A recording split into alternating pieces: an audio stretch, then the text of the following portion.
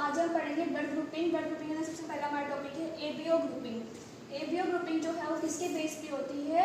वो बेस होती है प्रेजेंस और absence of two surface antigens. Antigens अगर ए होंगे या फिर बी होंगे उनके बेसिस पे होती है। वो कहाँ पर होंगे?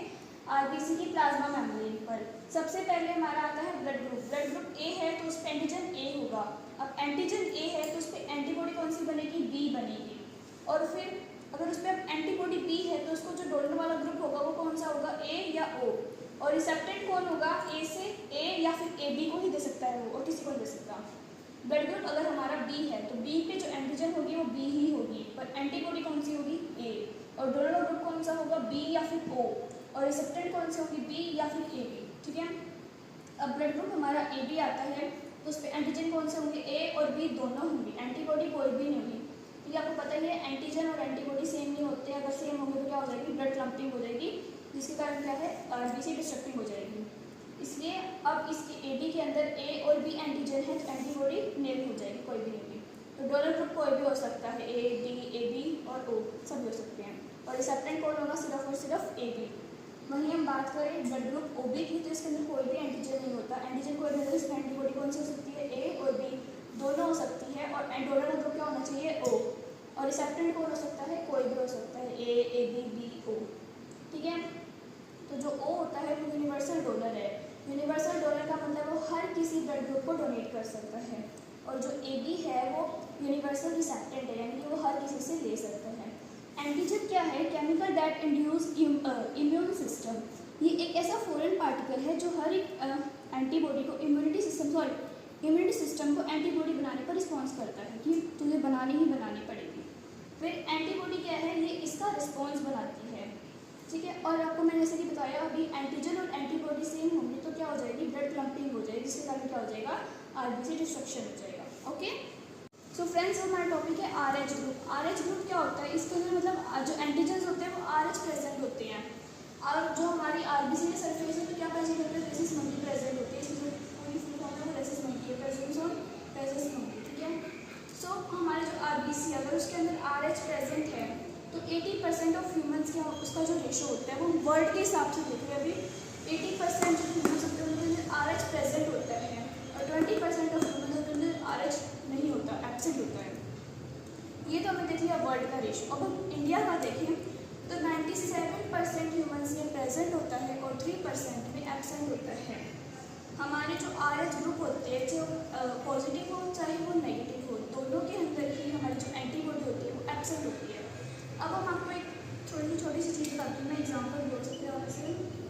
तो जैसे कि फॉर एग्जाम्पल मैंने आपको बोल दिया कि जो मदर का आरएच है वो नेगेटिव है, वहीं फादर का जो आरएच है वो पॉजिटिव है, तो चाइल्ड के होने की चांसेस क्या है? आरएच पॉजिटिव में भी वो पॉजिटिव पे हो, फर्स्ट टाइम डिलीवरी सक्सेसफुल होगी। बट अगर हम सेकेंड टाइम की बात करें तो अब जो बेबी था आरएच पॉजिटिव था, कुछ एंटीबॉडीज़ वो यहाँ पे रह जाएगी मदर के अंदर। तो जो सेकेंड टाइम होगा दोनों रहेगी, नेगेटिव भी पॉजिटिव भी। फादर का तो है ही पॉजिटिव, तो वही चाइल्ड जो होगा उनमें भी पॉजिटिव होगा। तो इसके कारण क्या होगा? जो आरबीसी है वो क्लम्प हो जाएगी, पॉजिटिव क्लम्प हो जाएगी, जिसके कारण उससे क्या हो जाएगा? बेबी को जॉन्डिस या एनीमिया कह सकते हैं और फीटस की क्या हो जाएगी? डेथ हो जाएगी। इसीलिए इसके प्रिवेंशन क्या होंगे वो हम देखते हैं। सबसे पहले तो जस्ट डिलीवरी के बाद में हम एंटीबॉडी ओ यूज़ करेंगे। ठीक है। एंटीबॉडी ओ यूज़ करेंगे कितने टाइम में? 48 to 78 डेज के अंदर यूज़ करेंगे, जिसको हम LHOGM प्रोग्राम बोलते हैं। ये मदर को दी जाएगी तो ये क्या होगी? जो मदर के अगेंस्ट ब्लड के अगेंस्ट जो एंटीबॉडी बन रही है उसको डिस्ट्रॉय कर देगा और हमें किससे प्रिवेंशन मिल जाएगी? एरिथ्रोब्लास्टिक फ्यूटिलाइसिस। अब इसका ये क्या है? एरिथ्रोब्लास्टिक फ्यूटिलाइसिस इसका मतलब है चाइल्ड की डेथ होना। ये जो पूरा प्रोसेस है इसी को हम एरिथ्रोब्लास्टिक फ्यूटिलाइसिस बोलते हैं। ठीक है। सो फ्रेंड्स अब हमारा टॉपिक है ब्लड क्लॉटिंग। ब्लड क्लॉटिंग का मतलब क्या होता है? Sequence of response that stop bleeding. एक ऐसा रिस्पॉन्स बनता है जिसके कारण हमारी जो ब्लीडिंग है वो स्टॉप हो जाती है। ये दो चीज़ों से होती है, प्लेटलेट्स या जिसको हम क्लॉटिंग फैक्टर भी बोल सकते हैं। क्लॉटिंग फैक्टर जो होते हैं वो 13 होता है, उसमें से जो फोर्थ क्लॉटिंग फैक्टर होता है हमारा सबसे इंपॉर्टेंट होता है। इसके अंदर एक एंटीकोगुलेंट होता है जिसका कारण क्या नाम क्या होता है? हेपारिन होता है। जिसका काम क्या होता है? Helping blood clotting. फिर ये एक मैकेनिज्म परफॉर्म करता है, आपको मैंने पूरा बना के भी दिखाया, एक्सप्लेन भी करती हूँ अच्छे से। रिलीजिंग ऑफ थ्रोम्बोब्लास्टिन, सबसे पहले थ्रोम्बोब्लास्टिन जो है वो रिलीज होता है, दो रिलीज होते हैं, एक डैमेज टिश्यू से, एक प्लेटलेट से। डैमेज टिश्यू से एक्सो और प्लेटलेट से एंडो, ये दोनों मिलकर क्या करते हैं, एक एंजाइम आते हैं किसकी प्रेजेंस में, Ca+2 के एंजाइम प्रेजेंस में। एंजाइम का नाम क्या है, प्रोथ्रोम्बोकाइनेज, जिसको अपने थ्रोम्बोकाइनेज भी बोल सकते हैं। अभी जो प्रोथ्रोम्बोकाइनेज है प्रोथ्रोम्बिन बनाता है, प्रेजेंस ऑफ Ca+2 में जो प्रोथ्रोम्बिन होता है वो इनएक्टिव होता है, तो ये थ्रोम्बिन बनाता है एक्टिव। उसके बाद हमारा फिब्रिनोजन बनता है जो सोल्यूबल होता है, तो ये क्या करता है, फिब्रिन में चेंज होता है जो इनसोल्यूबल होता है। उसके बाद जो हमारा फिब्रिन है ये बाउंड जो होता है हमारा, यानी गट वगैरह जो होता है उसके आसपास एक नेटवर्क बना लेते हैं, जिसके कारण क्या होता है, हमारा जो बाउंड होता है वो क्लोट हो जाता है। इसीलिए हमारा जब बाउंड जो ठीक हो जाता है तो उसके आसपास हमें पेल येलो कलर का लिक्विड दिखता है, जिसे हम सीरम बोलते हैं।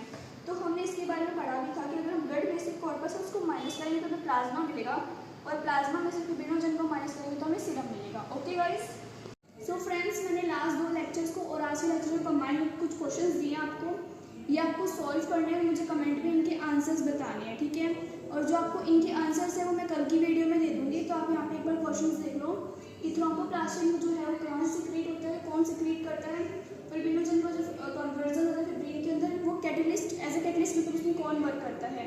फिर आरबीसी डब्ल्यूबीसी प्लेटलेट्स का अदर नेम बताना है, और जो आरबीसी डब्ल्यूबीसी प्लेटलेट्स होते हैं उनकी नॉर्मल काउंट क्या होती है, और जो हमारा ब्लड ग्रुप है ए बी एंड ओ, इनके ऊपर एंटीजन और एंटीबॉडी कौन सी प्रेजेंट होती है वो बताना है। एरिथ्रोब्लास्टोसिस प्रोटोसिस क्या होता है ये बताओ। ब्लड क्लॉटिंग की जरूरत क्यों होती है और कैसे होती है वो बताना है। इमेच्योर नेचुरल आरबीसी कहाँ पर बनती है ये बताना है, और ब्लड की स्टडी को हम क्या बोलते हैं। और आपको मैंने दो टर्म्स बताई थी, ल्यूकोसाइटोसिस एंड ल्यूकेमिया, ये क्या है ये बताना है। सो आज के लिए इतना ही, thanks for watching, bye guys.